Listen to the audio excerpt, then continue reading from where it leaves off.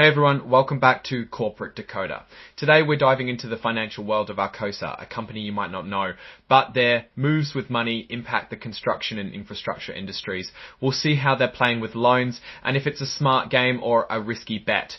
Before we get started figuring out Arcosa's financial moves, if you appreciate getting straight insights from corporate documents, make sure you're subscribed. We also have a Discord community linked in the description below where you can discuss these filings with other people just as interested as you are. Let's jump in. We're looking at a report filed on June 17, 2025. This is called an 8K filing, meaning Arcosa is letting investors know about something important that just happened. The main event is that Arcosa made some changes to their existing loan agreement. They're calling it Amendment No. 2. Think of it like this. They already had a loan and now they're tweaking the terms. Arcosa is getting a new loan for a whopping $698,250,000. That's a lot of money. They're calling this the 2002 turning in your old car for a newer model and have some spare cash. This is like trading in your old car for a newer model. Sometimes it's a good deal, sometimes not. The new loan has a floating interest rate, meaning it can change. It's tied to something called the Secured Overnight Financing Rate, or SOFR, plus 2.00% per year.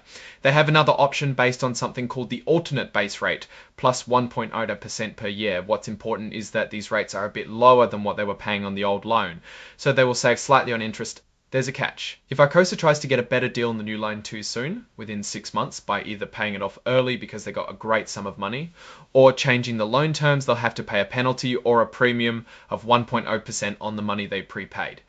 So they need to stick with this loan for at least 6 months. As for the credit agreement, all other terms remain the same as the original loan that was repaid with the proceeds of this new 2025 refinancing term loan. Now, what does all this mean? Arcosa is essentially refinancing its debt. They're taking out a new, slightly cheaper loan to pay off an old one. On the face of it, it saves some money on interest, but it also suggests a few things. First, Arcosa likely believes it can't generate enough cash flow in the short term to pay down the old loan. Refinancing kicks the can down the road. Second, interest rates might be expected to go higher, making this fixed rate loan look better in comparison. Finally, it means Arcosa has a good enough credit rating to get a new loan of this size. Now, looking at Arcosa's move more broadly, it indicates where the company currently stands. They see a future where they can manage this debt and find it beneficial to take on close to $700 million.